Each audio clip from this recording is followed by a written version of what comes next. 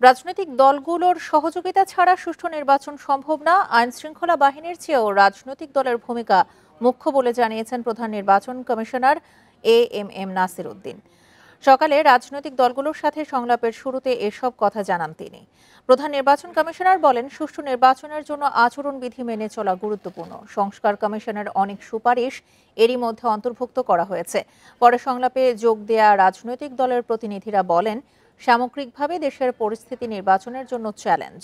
ইসিকে সাহসী হতে হবে, জবাবদিহি থাকতে হবে, সরিষার মধ্যে ভূত আছে কিনা তা খতিয়ে দেখতে হবে। প্রশাসনেও একই অবস্থা, রক্ষক যেন ভক্ষক না হয়। দলকানা লোক সরকারেও আছে। অবৈধ অস্ত্র উদ্ধার না হলে লেভেল প্লেয়িং ফিল্ড হবে না। ডিসি এসপিদের শতভাগ লটারির মাধ্যমে নিয়োগ করতে হবে। জুলাই সনদ, গণভোট গুরুত্বপূর্ণ, এই বিষয়ে ইসির পরিকল্পনা জানা যাচ্ছে না। প্রবাসীরা কিভাবে গণভোট দেবে সেটিও অস্পষ্ট বলেও অভিযোগ করেন রাজনৈতিক নেতারা। দুই ভাগের সংলাপে আজ অংশ নিচ্ছেন জামায়াতে ইসলামী, এনসিপি, গণসংহতি আন্দোলন, নাগরিক ঐক্য সহ ১৩ দল। এরকম ২-৩টা নির্বাচন দেখেছি কেয়ারটেকার আমলে, দলগুলো কিন্তু ব্যাপক ভূমিকা রেখেছে। আমাদের আইন শৃঙ্খলা বাহিনীর চাইতেও বড় ফ্যাক্টর হচ্ছে, বড় ভূমিকা হচ্ছে রাজনৈতিক দল এবং ক্যান্ডিডেটদের এই আচরণবিধি পরিপালনের ক্ষেত্রে। আমরা আশা করব আপনারা এখানে প্রত্যাশিত ভূমিকা রাখবেন। বিএনপি, জামায়াত, এনসিপি সহ ১২ দলের সঙ্গে আজ বৈঠক নির্বাচন কমিশনের। রাজধানীর আগারগাঁওয়ে নির্বাচন কমিশন ভবনে আছেন আমাদের সহকর্মী সুলতানা জাহান মিতু, যাচ্ছি তার কাছে।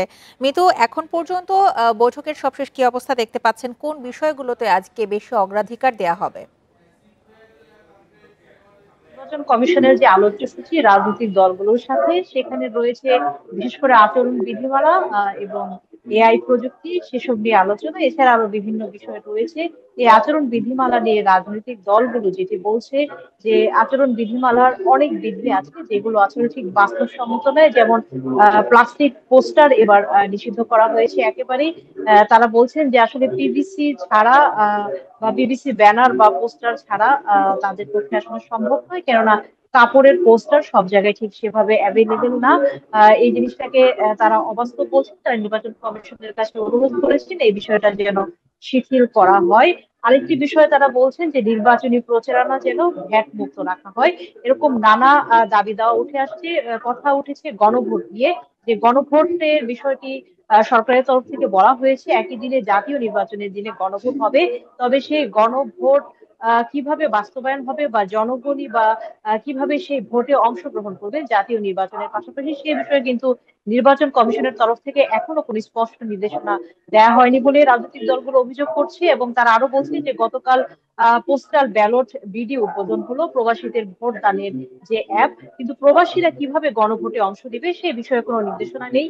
যদিও নির্বাচন কমিশন গতকাল একটি বক্তব্যে নির্বাচন কমিশন সচিব যেটি জানিয়েছে, গণভোট বিষয়ে তারা সরকারের তরফ থেকে কোনো নির্দেশনা পায়নি। তাই রাজনৈতিক দলগুলো এ নিয়ে হতাশা প্রকাশ করছে যে নির্বাচন কমিশন যদি এখনো এই বিষয়ে কোনো স্পষ্ট নির্দেশনা না দেয়, আসলে সকলের পক্ষে এই গণভোট নিয়ে প্রস্তুত হওয়াটা কঠিন হয়ে পড়বে।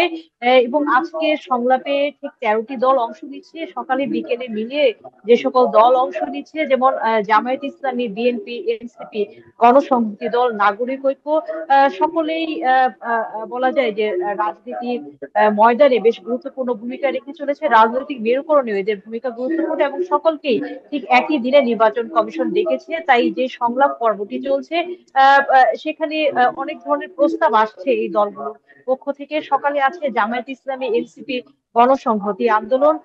তাই এই দলগুলোর পক্ষ থেকে যে প্রস্তাবগুলো আসছে সেই প্রস্তাবগুলোকে নির্বাচন কমিশন তারা আসলে লিপিবদ্ধ করছেন এবং সংলাপ শেষে এই সকল দলের প্রস্তাব তারা সমন্বয় করে একটি জায়গায় এনে যাচাই বাছাই করে সেখান থেকে হয়তো কিছু প্রস্তাব তারা আমলে নেবেন। কি কি আমলে নেবেন নিশ্চয়ই তারা সেটি গণমাধ্যমকে জানাবেন।